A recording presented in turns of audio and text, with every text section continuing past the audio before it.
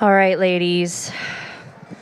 It is my absolute privilege to be announcing this morning's speaker, Sharon Cannavo.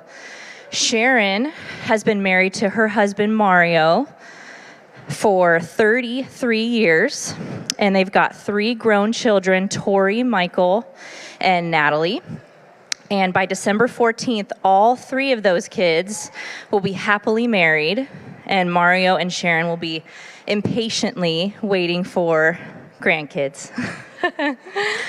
Back in 1994, Sharon and Mario founded Cornerstone Community School. It was the first homeschool hybrid in South Orange County, where Sharon served in the role of administrator for 20 years.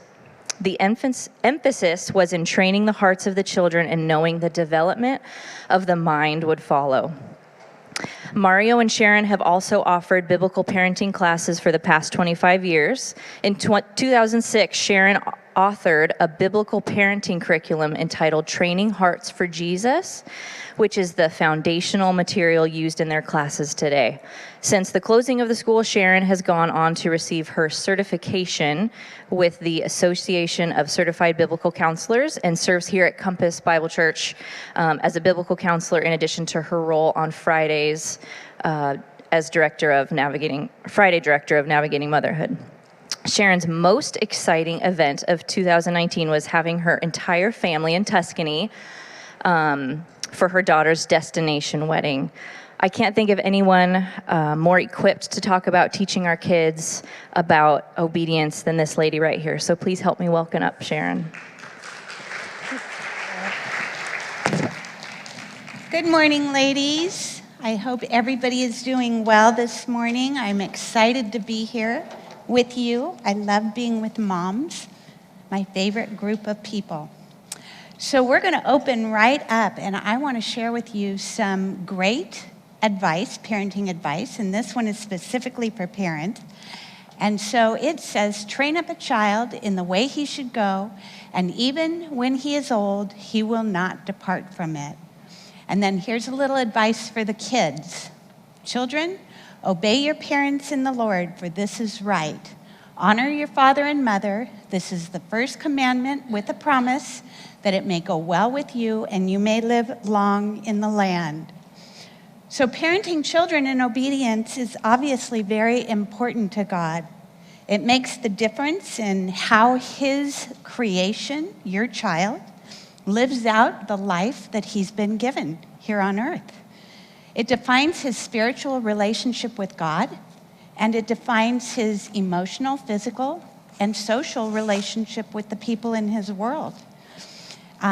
Specifically, it starts with the family, right? You bring your little baby home, it starts there, they grow up, they have peers, and eventually they are having an effect on the community around them. About 25 years ago, I had a little guy in my school by the name of Nathan. So sweet, this little kid. He was one of the ones that just had those sweet, that sweet heart. Yet Nathan, as the old folks say, took to trouble like a fish takes to water. And honestly, if there was trouble around, Nathan would find it. And so I would work with his mom diligently. We would sit and talk and brainstorm and come up with ways that we could better encourage Nathan's behavior. And there were times that she would get so discouraged and she would look at me and she'd say, Sharon, what is going to become of this kid? And I used to tell her, don't stop, keep going. Stay consistent in your training. Believe what God tells us in Ephesians 6:1 and 2. With your dedication and training in obedience, Nathan is going to one day do the work that God has prepared for him to do. And he's going to be blessed, and you're going to be blessed.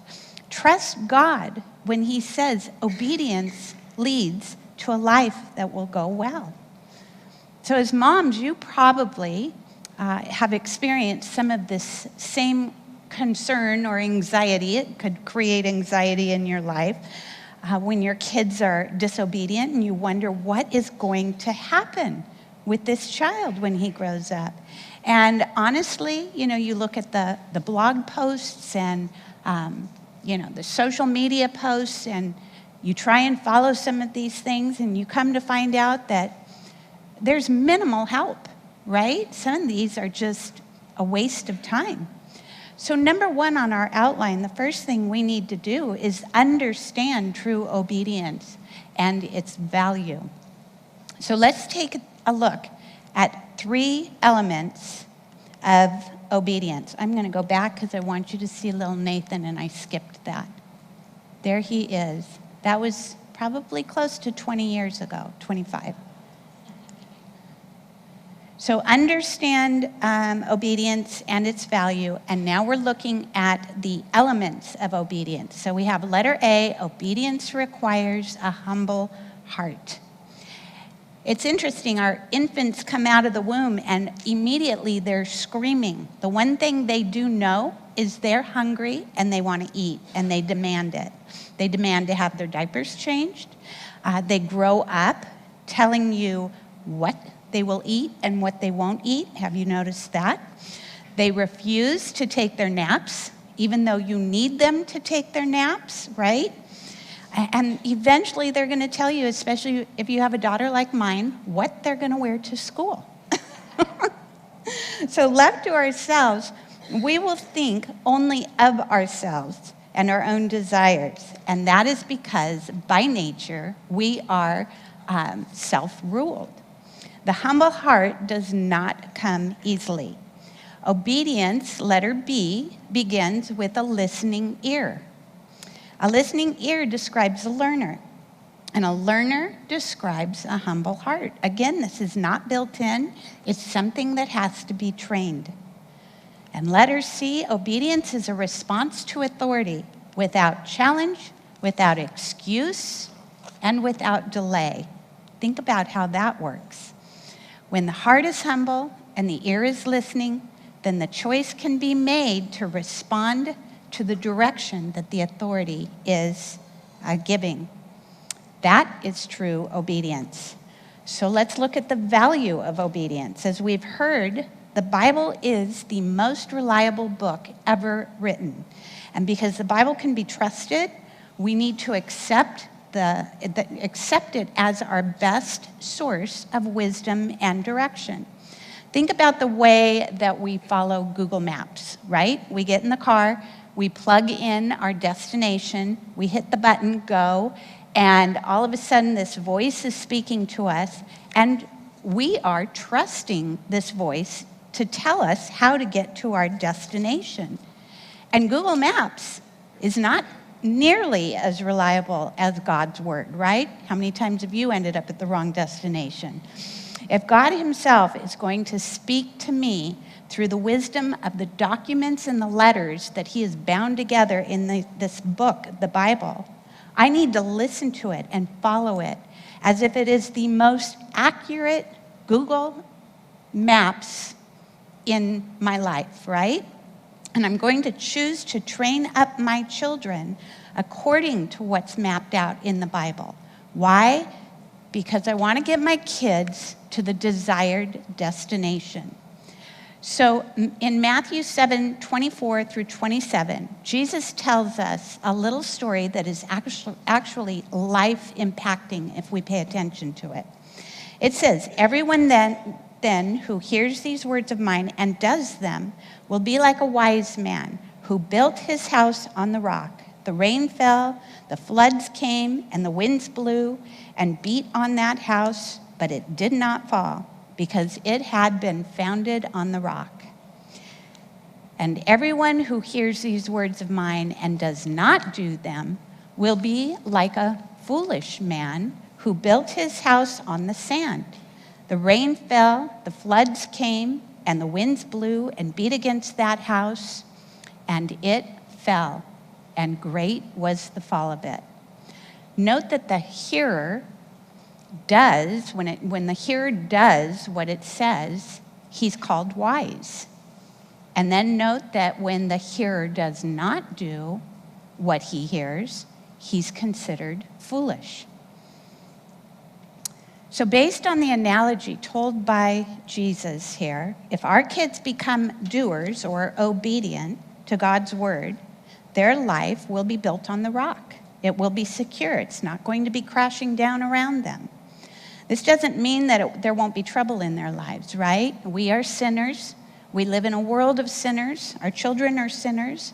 And we know that there is consequence for sin. But as we train our kids in obedience, the sins in their lives are reduced. And those troubles are not going to tear them down and tear them apart.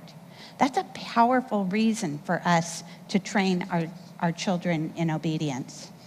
So if you think about these principles of either being a doer or not being a doer, you know that kids with little training or no training in obedience are the ones that are struggling today. Their life is not going well for them. In fact, you're going to see them in Trader Joe's in the middle of the aisle screaming because their mother isn't giving them what they want, right?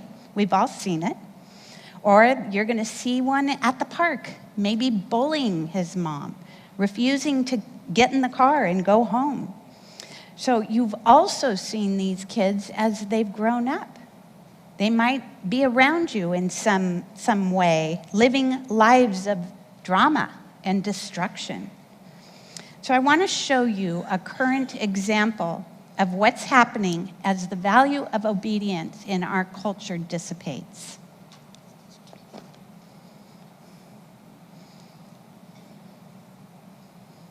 I've had my things thrown around the room, ripped off the walls. I've been punched, kicked, stabbed with a pencil. How common is that? Pretty common. Ashley May quit her teaching job in Des Moines at the end of last school year, frustrated and frankly scared by some of her students. He would body check me and grab me by my whistle and yank me down. And then I had another student who pulled back and just threw a punch at me. And these kids are how old? 7. Like other teachers who took these photos, May would call for a room clear, a practice used when a student gets out of control. Leave the disruptive child in the classroom while the other kids are moved out. Is clearing the room fair to the other students? It's not fair. It's not fair to anybody. The other students don't get to learn. I can't teach. My stuff's getting destroyed. That student can't learn. We understand that the challenges that Des Moines Superintendent Tom Ahart says room clears are a last resort that have become more common in the past decade.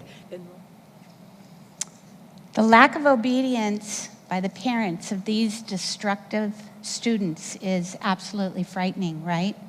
And did you catch the fact that she was talking about 7-year-olds? Where do we go from here? We might comfort ourselves thinking that those are the exceptions to the rule. But ladies, you need to understand that there is a very large spectrum of these students. And they're not heading up, they're heading down. And that picture of what's going on in the classroom, if obedience is not valued, it's going to get worse. So what do you think this teacher would hope for in the classroom? You know, you look at her face, you see her talking to the reporter. Do you think that she would desire to teach children who have humble hearts, who are able to actually listen and learn, who are paying attention? Do you think that she would want kids who could respond positively to her instruction without challenge, excuse, or delay? Do you believe that it is fair that she has to be in that classroom? Is that just that this woman who has trained for years and spent tons of money getting her degree to teach is now sitting in classrooms with kids that are threatening her? In other words, if this situation went to court and you were the judge, would you rule that this teacher is reasonable and that she should be able to expect that there are obedient and respectful kids in the classroom? And if your answer is yes to that, why? Because really, it's within her human rights to be able to go into a classroom, do the job that she's been trained to do, and be safe and not feel threatened.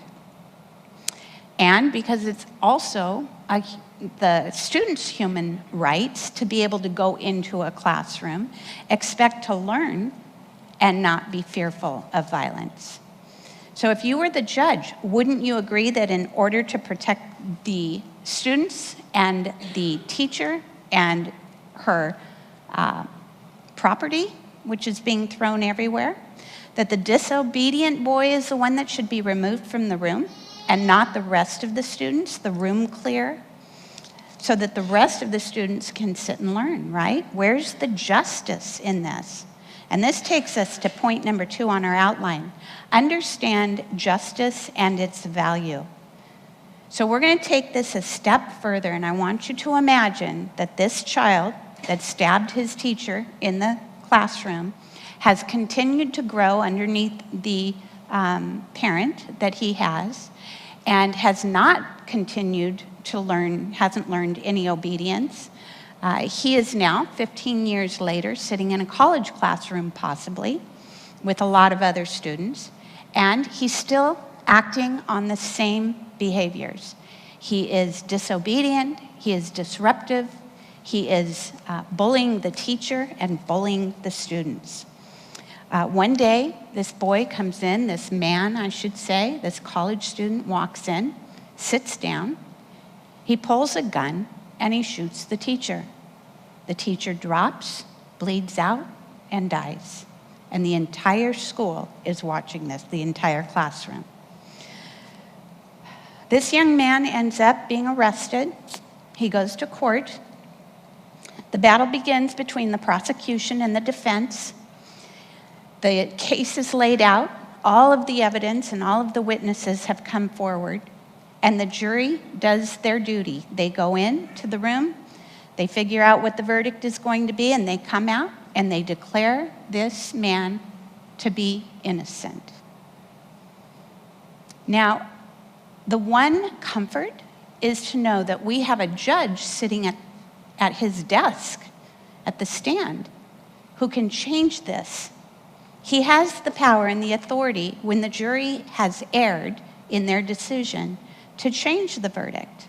And so we're sitting there thinking, right, he's going to step up.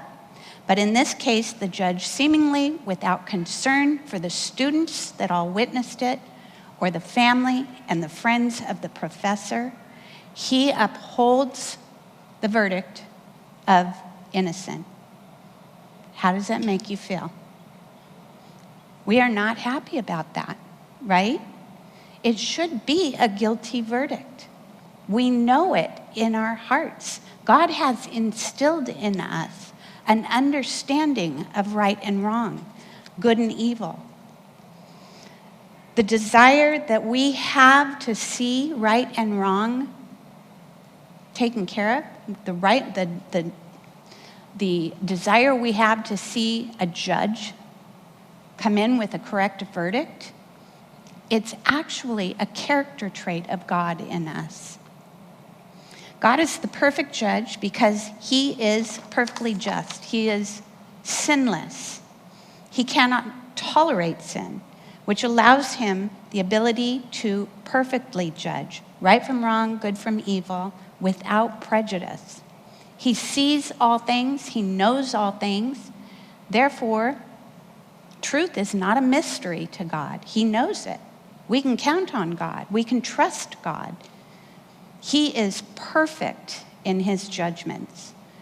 As an act of justice, God has determined and established authority in the land to act in wisdom and justice on our behalf and to punish transgression. He tells us in Romans 13, 1 and 2, let every person be subject, that is obedient, to the governing authorities, for there is no authority except from God, and those that exist have been instituted by God.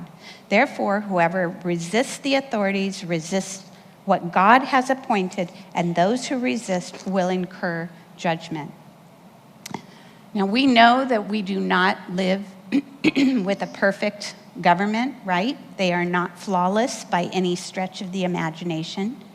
But without government, consider what the world would be. We would be in complete and total anarchy. sin would reign, and it would be a violent, very violent society. So let's look at this image here. This is Lady Justice. And this image is the symbol of justice in our country. And if you notice, she is blindfolded, which signifies the necessity of objectivity or a lack of prejudice. The scales signify weighing out the truth. The sword signifies the necessity of the application of consequence. So why are objectivity, truth, and consequence necessary elements of justice? Because in justice, justice moves us forward towards obedience and away from sinful activity. For the sake of everybody, right? Including ourselves. Sometimes we even need someone to save us from ourselves. As parents, we need to effectively model the elements of justice in our home. We must be objective.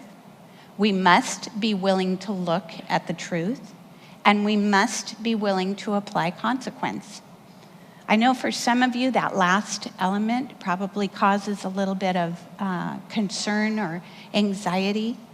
And that's because there are actually two ways to apply consequence. One feels like wrath, and one feels like love. Maybe you've experienced the kind of consequence that feels like wrath when you should have experienced a consequence that felt like love. And ladies, in many situations, that can be classified as abuse. That is not what God desires for you. That is not God's justice, and it grieves him to see that happen. So let me demonstrate how these two forms of the sword of justice work. The two edges of the sword are punishment and discipline. And in the Bible, we see God practice both of these perfectly and appropriately. We can see examples of punishment practiced in our own land. When somebody is in rebellion to the laws, to the authorities in the land, they will suffer either jail time, or they will maybe, depending on their offense, go to the death penalty. And on the other hand, we see God practice discipline towards those he loves, who are his children. This is the sword we're to imitate in our training, in the training of our children. So let's look at these models here. There are, that are often seen by God in the Bible towards those he calls rebellious versus those he calls his children. Even when at times his children might be uncharacteristically rebellious. So if you look at this, we have two columns, punishment and discipline, right? We have purpose. What is the purpose of punishment? It is to inflict penalty for an offense. What is the purpose for discipline? It is to train for correction and maturity. Do you see how different those are from each other? Let's go back to the punishment column, and we're going to look at the focus of punishment. It is for past deeds. And now the focus for discipline, future correct acts. What is the attitude of the authority for punishment? It's hostility and frustration. And what is the attitude of discipline? Love and concern on the part of the authority. That is radically different. What is the response of the one under punishment? It leaves them feeling fear and guilt. What is the response of the one being disciplined? Security and the feeling of being loved. So different. We should never enter into punishment in our parenting. We should always stay in the discipline column. We want to encourage our children to grow and learn. Can you see how important this is to understand justice expressed through discipline and its value in training our children? If the mother of that boy who had stabbed his teacher with a pencil had understood the value of obedience, I can almost promise you that teacher would never have been attacked by that boy. That mom had the power to save that teacher and those students and himself from the repercussions of that day. By applied discipline, your child's behavior will be corrected, and he will grow and be encouraged in his growth and maturity. You will be expressing love and concern for him through your discipline, and your children will feel loved and secure. So now let's take a look at an actual classroom where children have been trained in obedience with just and loving discipline, just so we can see the contrast.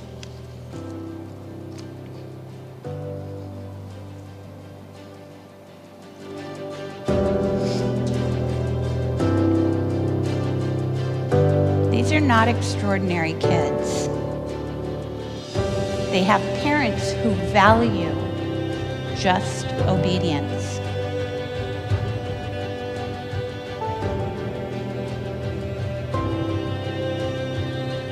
Do they look like they're happy and content? And note the relationships that they have with their authorities.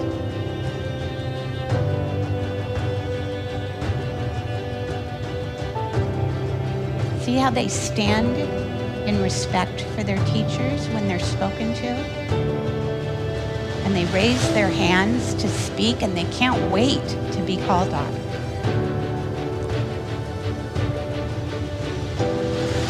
Many of these children that you see are 5 years old.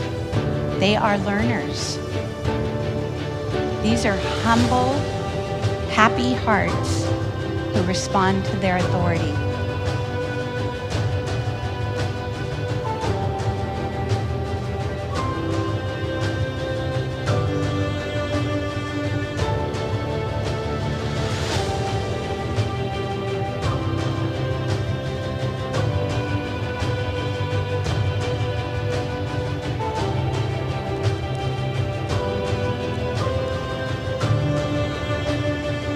These are learners, and life is going well for them. Now, I know some of you are thinking, my child would never fit in a classroom like that. And maybe they're on the spectrum. Maybe they do have autism or ADD, ADHD. And I realize that because the rate of autism is up to 1.7. That's 1 in 57 children that has autism. And I've worked with these moms of kids that have autism. And they are absolutely precious kids. And I want to tell you right now that God's word was written for every single child. Not one exception to that. And every single person. Your child can learn to obey, but you will need to be convinced and determined to get them to their destination. To live that life that will become a benefit and will not come crashing down on them. I want to introduce you to a woman by the name of Temple Grandin. Temple was born in 1947 and is severely autistic. Temple became an American professor of animal science at Colorado State University. She has received numerous awards and is an autism spokesperson. So I want you to listen to this portrayal of her impromptu testimonial speech that she gave at the National Autism Conference in 1981, and specifically listen to what she says about her mother. Shows that autism is not a psychological problem. I am not familiar with the Rimland report. Calm down, sweetie. Sweetie, calm down. It would be better if you could get her to sit calmly. You're trying to control her. What are you talking about? But we were told self-stimming is good. It eventually calms them. Self-stimming? Yes, self-comforting. Self-stimulation, rocking, spinning, rolling on the floor, flapping. Oh, I think spinning is good. And rolling, too. Self-stimulation does seem to eventually calm the nervous system. It can be a way to compensate for not being held. Being held by another person is scary, but rolling or being held by surfaces produces the calming effect that ordinary children get from a hug. How old's your child? Well, I don't have children. No, I'm autistic. And I need the sensation of being hugged. And I've developed a machine that I get into and hugs me, and I'm different afterwards. I'm more social. Well, I didn't speak until I was 4. Now I have a BA and a master's, and I'm studying for my doctorate. How did you learn to speak? Please don't shout. Please don't. Most autistic people are very sensitive to sounds and colors. Overstimulation hurts. You know, people talking too much at once, can cause us to panic. How did you get cured? Well, I'm not cured. I'll always be autistic. My mother refused to believe that I wouldn't speak. And when I learned to speak, she made me go to school. And in school and at home, manners and rules were really important. They were pounded into me. I was lucky. All these things worked for me. Everyone worked hard to make sure that I was engaged. And they knew I was different, but not less. Now, I had a gift. I could see the world in a new way. I could see details that other people were blind to. My mother pushed me to become self-sufficient. I worked summers at my aunt's ranch. I went to boarding school and college. Those things were uncomfortable for me at first, but they helped me to open doors to new worlds. Excuse me, please, but we want to hear everything. Yes.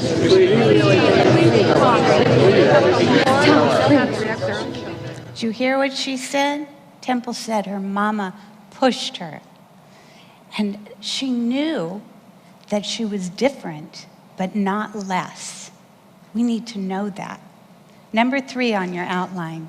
Ladies, you need to care enough to teach kids obedience. So let's get practical here and talk about how to teach kids obedience. Going back to our 3 elements for obedience, let's look at the first one here. Obedience requires a humble heart. So how do we practically encourage a humble heart in our home? Allow your children to serve in the family. Help them to understand that they are not to be served. I mean, they will be served by you, obviously, and others in their life, but give them the understanding that they are to serve others. Give them the joy of being a part of the solution and not a part of the problem. Give them chores to do each day and impress on them that as a team, we work together and we play together. Eventually, as they get a little bit bigger, have them do things like make each other's beds or pick up each other's toys or clothes. Don't allow them to say, this is not my job or it's not my mess. Never do for them what they can do for themselves. Always have them clean up the mess that they made and never walk away from it. When you've gone grocery shopping, make it a mandate that it's the entire family, the team that comes together to pull those groceries into the home. And start young, start with the little ones. If they can toddle, they can carry an unbreakable item. Let them scrub toilets. My kids started at age 3. It was a mess. I had to clean up after them. I had to clean them after it. But eventually, it was an absolute blessing to have kids that knew how to scrub. And I will tell you, it was a benefit because I had 2 boys who became very careful about how they used the potty. So you will be so glad to have children that have humble hearts and that want to be a part of your team. And you will, help to impress on your kids that it is a worthy thing to serve others. That is a super important lesson in life. The Bible tells us the one who is least in the kingdom, least will be greatest in the kingdom. And there are rewards for humility. As a family, become comfortable being least for the benefit of others. And then letter B, obedience begins with a listening ear. So read books to your children, and many of you may already do that. If you don't, start. It's the most valuable thing you can do for your child if you want them to be a learner. And the way to do it is to sit with them in front of you, looking at you, having their eyes on you. And as you're reading, you're holding the book the way you normally hold a book. Don't flip it around and try to read it upside down. Just read the book to them and go through a couple of pages if it's, according to their age, how much they can handle. Read a couple of pages and then flip the book around. Let them look at the pictures because they love to do that. And while they're looking at the pictures, ask them questions. Check their comprehension. Are they listening? Make sure that they're reading good character books. And if you don't know what those are or which ones to pick, we have a ton in our bookstore that would be a great start for you. And I know the leaders at your table can give you some ideas on their favorite books. So sit and listen to good videos, right? What we do is we plug videos or media, we turn it on for our kids to keep them busy, and then they're playing and they're running around and they're fighting with their siblings, and all of this is going on while somebody is speaking to them. And when we do that and we do not have them sit and listen to it, we are undoing their ability to focus and to pay attention. We're teaching them that when someone is speaking to them, they don't have to listen, right? So make sure that if and when you turn that good, profitable video on for them, that they are paying attention to it. And when they are no longer paying attention to it, turn it off. Imagine, by doing this, what happens to your child when they finally get into a classroom. They're able to sit in a seat, eyes on their teacher, and pay attention, and be learners. And when mom speaks, make sure that their eyes are on you. Train them to do that. If you start to speak, they hear your voice and they turn their eyes to you, they listen and they respond. And this one actually spills into our next point. Obedience is response to authority without challenge, excuse, or delay. So yes, mom is the most practical answer you can get from your kids. I love this. So when I would give an instruction to my kids, I required them to answer me, yes, mom, for two reasons. I knew they heard me, and because it's our little verbal contract, it confirmed that they were going to do what I asked them to do. And if they didn't, then it was time to apply loving discipline, right? So encourage opportunities for your kids to be with authorities and elderly. Help your kids to become comfortable with them, looking them in the eye, showing them respect, standing, giving them their seat. All these kinds of old-fashioned manners, as we heard in that video, but should be practiced today.